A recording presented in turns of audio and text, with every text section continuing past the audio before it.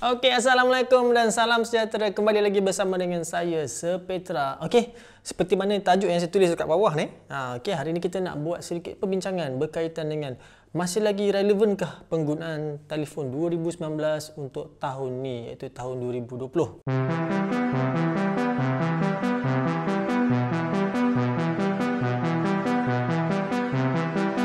Okay, kebanyakan company yang menghasilkan telefon, mereka telah berlumba-lumba untuk meletakkan features yang paling latest supaya ada pada telefon masing-masing. Okay?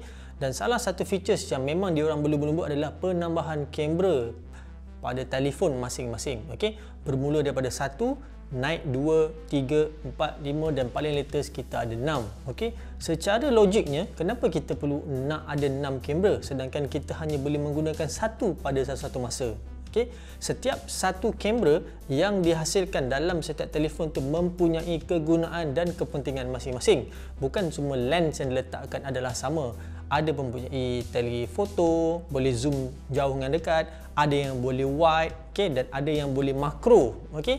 Jadi bila ada pelbagai lens pada telefon, ini yang menyebabkan pengguna ataupun consumer akan menjadi tertarik dengan setiap satu telefon. Okay, kalau macam for example, setiap pengguna DSLR, macam for example saya ada kamera DSLR, saya ada beberapa lens yang berada dalam bag collection saya, dan setiap kali bila saya nak tangkap gambar, saya kena bawa ke semua lens saya dan saya kena tukar.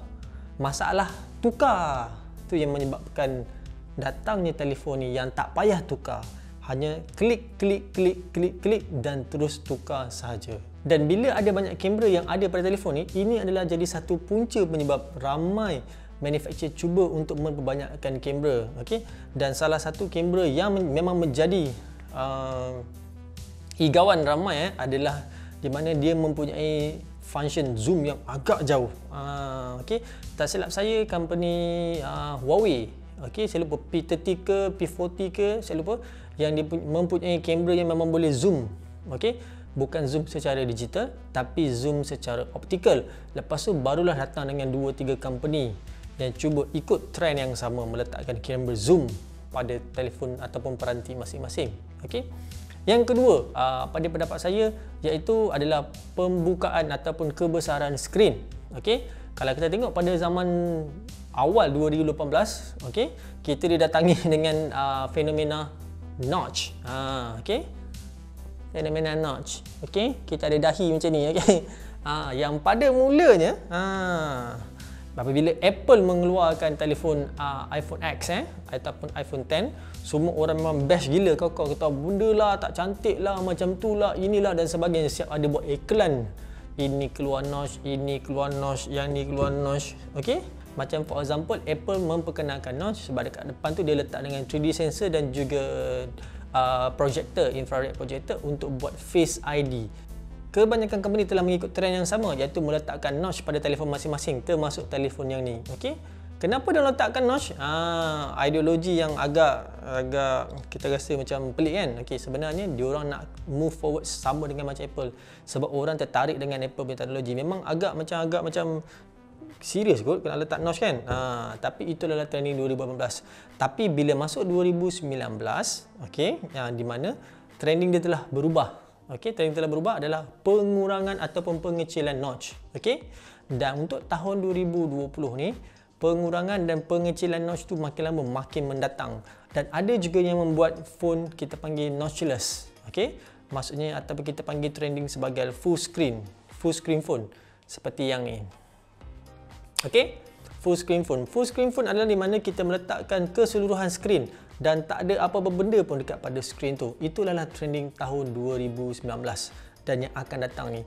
Cuma pada tahun 2019 ada beberapa company saja yang telah cuba untuk meletakkan, dan dia telah mendatangkan 2-3 mekanisme. Okay, seperti ada company, tak silap saya, Oppo Reno, dia meletakkan ada sidik jerung. Kalau macam for example dekat saya ni ada Huawei 9 Prime. Okay, yang di mana dia meletakkan motorized camera.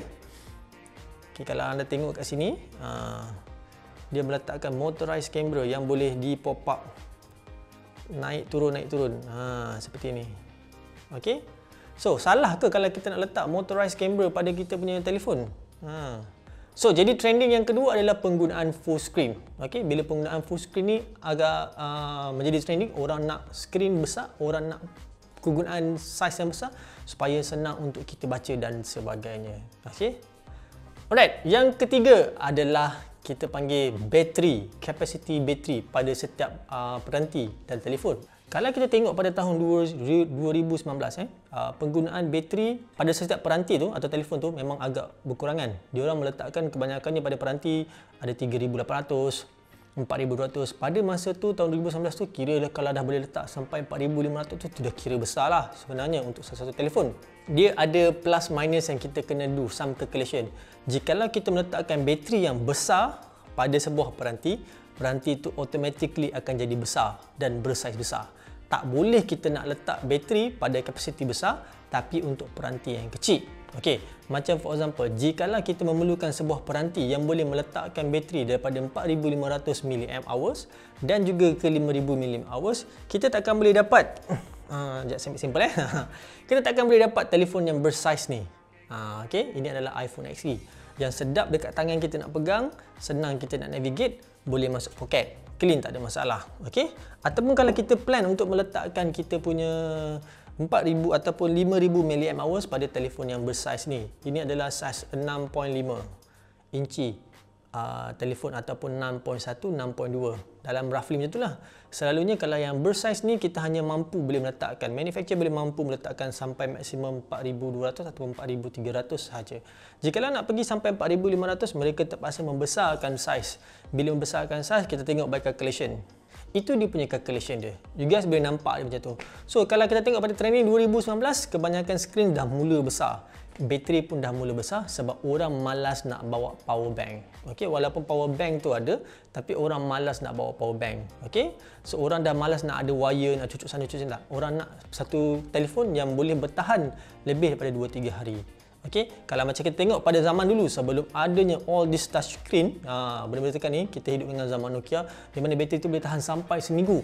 Okey, tapi disebabkan teknologi screen ni yang masih belum ada yang kita boleh fully utilize sama macam capacity kita pakai Nokia dahulu, kita terpaksa hidup dengan telefon yang hanya boleh bertahan 1 ataupun 2 hari sahaja. Bukan saya nak kata telefon tak boleh tahan sampai 3-4 hari, boleh. Tapi anda tutup anda punya wifi, anda tutup anda punya internet line, biar kosong sahaja. Maksudnya kita boleh buat call in, call out dan SMS. InsyaAllah 3-4 hari tu confirm boleh dapat. Jangan main game lah, jangan tengok video lah. Memang untuk telefon je, telefon SMS, telefon SMS 3-4 hari confirm. Okay. Tapi disebabkan penggunaan teknologi, tambah tu Bluetooth ini, kamera, tengok video, Instagram, TikTok dan sebagainya, so penggunaan bateri itu akan menjadi makin lama makin banyak. 5G adalah teknologi yang di mana kita boleh menggunakan internet pada kadar speed yang laju. Laju dia bukan laju dia memang sangatlah laju. Jikalau boleh pergi kat YouTube, anda boleh tengok dekat luar negara tu dia orang dah ada buat test, speed test untuk 5G punya teknologi. Memang dia punya speed dia, kalau you guys pergi kat speed test tu, dia punya meter tu mencanak-canak, okey, sampai ke hujung. Okey, bila kita dah ada 5G, apa yang nak makan dekat 5G? Bukan data. The first thing yang makan dekat 5G adalah kita punya bateri. Sama balik kalau kita recap pada zaman yang apabila kita daripada 3G nak pergi ke 4G. Kalau tuan-tuan dan adik-adik sekalian tidak percaya, pergi buka kat telefon masing-masing, tukarkan line 4G tu kepada 3G. Tengok macam mana kualiti internet dan juga bateri. Confirm boleh tahan lama. Tetapi connection adalah slow. Kadang-kadang tak silap saya 3G tu boleh dapat WhatsApp, boleh dapat lah, masih boleh terima. Tapi bila orang hantar gambar ataupun voice tu, dia agak lambat untuk kita nak download. Okey, 5G ni adalah satu teknologi yang di mana dia memberi kelajuan internet pada kadar yang sangat-sangat laju secara wirelessly. Okey, maksudnya kita tak payah ada connection dan sebagainya, kita boleh pergi mana-mana, kita akan dapat teknologi 5G. Tapi dia ada cons dia. Okey, dia akan memakan bateri yang banyak. Okey, that's why pada tahun 2020 ni kebanyakan peranti yang dikeluarkan oleh telefon punya manufacturer akan didatangkan dengan bateri yang lebih daripada 4000 mAh untuk cater benda ni. Tapi kena ingatlah, kita sebagai pengguna di Malaysia pada pandangan saya, kita masih lagi belum menerima teknologi 5G tu. Teknologi 5G tu dah ada, tapi kita belum fully utilize dan belum boleh mula untuk pakai teknologi 5G. Jikalau anda ingin membeli telefon 5G pada tahun ni, harga yang diletakkan pada salah satu peranti tu memang agak mahal. Kerana chip Qualcomm Snapdragon 865 memang telah mahal berbanding dengan Snapdragon 855 disebabkan 5G tu dah ada sedikitlah tweak dia tentang grafik dan sebagainya lah. Tapi disebabkan teknologi 5G tu menyebabkan kita punya peranti tu agak mahal. Anda boleh pergi check, okey. Kita ada S20, Samsung S20, S20 Ultra, lepas tu kita ada Xiaomi Mi 10, Mi 10 Pro, lepas tu kita ada OnePlus 8, okey. Lepas tu kita ada Motorola yang baru ni, Motorola dah masuk market, okey. Dan kebanyakan ada 2-3 peranti lah yang akan datang, dan termasuk juga Apple akan mengeluarkan peranti 5G mereka yang pertama. Selalu kalau Apple, you guys tak boleh expect untuk datang dalam Julai ataupun Jun, okey. Dia akan pergi all the way to September.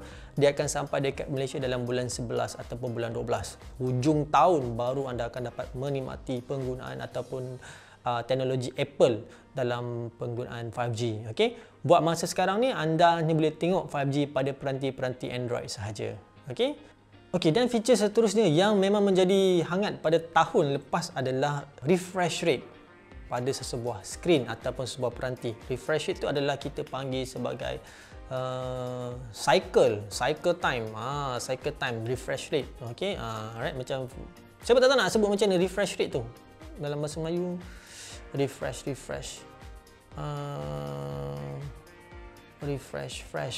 itu ya, freshener bukan? Okey. Alright, okey. Pada tahun 2019 kita telah digembar-gemburkan dengan refresh rate, okey, di mana setengah-setengah peranti telah mula meletakkan kadar refresh pada setiap satu skrin tu dengan pada yang lebih tinggi, yang dimulakan dengan beberapa peranti kecil seperti OnePlus dan sebagainya. Lepas tu kita telah diboomkan oleh Apple, di mana Apple meletakkan refresh rate pada iPad Pro sebanyak 120 Hz, okey, di mana OnePlus pada masa tu dia meletakkan hanya 90 Hz sahaja. So bila 120 tu, dia punya penggunaan dan kelajuan pada kita punya skrin tu agak lain, agak berbeza. Memang saya dah cuba iPad Pro, okey, dia punya kelajuan pada dia punya tu agak berbeza sikit berbanding dengan yang ada pada yang lain lah. Kalau macam for example, skrin yang ada pada peranti yang ada pada tahun 2019 kebanyakannya semua meletakkan pada 60 Hz sahaja, okey. Hanya ada 2-3 company saja yang berani meletakkan pada 90 Hz, okey. Dan tapi pada tahun 2020 ni kebanyakan company semua dah meletakkan Hz yang tinggi ataupun refresh rate ataupun refresh rate yang tinggi pada telefon ataupun peranti masing-masing. Macam for example, S20 telah meletakkan sebanyak 120 Hz pada telefon, okey. OnePlus pun telah menaikkan dia punya refresh rate tahun lepas daripada 90 kepada 120 Hz untuk tahun ni. Lepas tu Realme pun telah Realme X2 Pro, okey, peranti pada tahun lepas, okey, itu pun telah meletakkan refresh rate sebanyak 90 Hz, okey. So pada tahun ni kebanyakan company telah mengupgrade telefon masing-masing dan telah meletakkan refresh rate yang pada kadar yang tinggi, okey. Apa sebenarnya refresh rate ni? Apa yang dibuat? Function dia sebenarnya dia mempercepatkan dan menampakkan kita punya grafik tu lebih fluid, nampak lebih smooth dan cantik, okey, dan tidak bergantung kepada graphical dan juga tidak bergantung pada software yang ada sahaja. Itu memang adalah kita panggil sebagai screen punya hardware punya features. Anda tak boleh mengatakan, oh saya nak letakkan extra dan sebagainya. Kalau macam for example, jika anda bermain game, kita ada GFX tool. Siapa yang bermain PUBG, kita boleh naikkan dia punya graphical kepada 60 frame, 90 frame. Tapi bila kita pakai telefon yang memang ada refresh rate 90 dan 120, benda tu dapat dikurangkan. Jadi penggunaan bateri pun kurang sebab benda tu secara hardware memang dah ada. Itu yang ada diletakkan, okey. So adakah berbaloi kita beli 60 refresh rate punya peranti untuk tahun 2020? Tak menjadi masalah. Kenapa? Apa perbezaan dia tidak berapa ketara, okey. Masih lagi kita boleh pakai dan sebagainya. Cuma jikalau anda membezakan antara 120 dengan 60 punya peranti, anda akan dapat tahu dia punya perbezaan. Cuma satu je saya bagi tahu. Jikalau anda dah membeli peranti yang mempunyai refresh rate yang tinggi 90, 120, jikalau anda berbalik-balik kepada peranti yang lama, anda akan terasa dia punya perbezaan antara 120 dan juga 60 punya refresh upgrade. Berbalik-balik pada peranti yang ada pada saya ni, iaitu Huawei Y9 Prime 2019.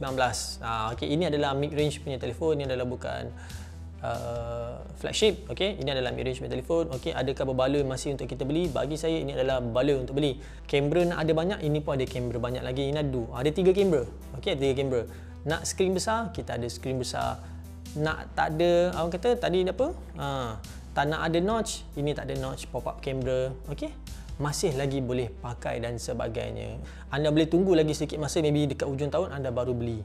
Okey, sebab teknologi yang ada ni pun belum tentu anda akan boleh guna, dan agak rugi sebenarnya kalau kita beli awal pada harga yang mahal. Okey, tapi itu pula pada, okey, sebenarnya kadang-kadang ada orang yang membeli telefon ni bukan pada 5G sahaja. Ada orang beli telefon untuk pada feature-feature yang lain. Macam for example Xiaomi Mi 10 Pro. Okey, dia mengeluarkan telefon dan menekankan pada pengupgradean ataupun penambahbaikan function kamera, yang di mana didatangkan dengan didatangkan dengan 108 megapiksel pada sensor kamera. So dengan penggunaan penangkapan gambar yang cantik dan menarik. Okey, dan juga macam for example Samsung S20 Ultra. Okey, dia mempunyai periscope kamera. Periscope kamera tu yang di mana yang ada yang boleh zoom jauh tu lah, yang ada letak kaca secara melintang tu. Okey, so bergantung pada manufacturer yang ada. Setiap satu manufacturer tu ada kelebihan masing-masing yang cuba ditunjuk atau dibawakan kepada consumer. Okey, jadi itu saja pendapat saya untuk peranti 2019 yang masih lagi boleh digunakan untuk 2020. Okey, jadi jika anda suka video ni, jangan lupa tekan like dan juga subscribe, dan boleh tinggalkan komen-komen yang bernas untuk kita bincangkan tentang peranti-peranti yang bersesuai untuk kita gunakan pada tahun 2020. Jumpa lagi di video yang akan datang. Thank you. Assalamualaikum.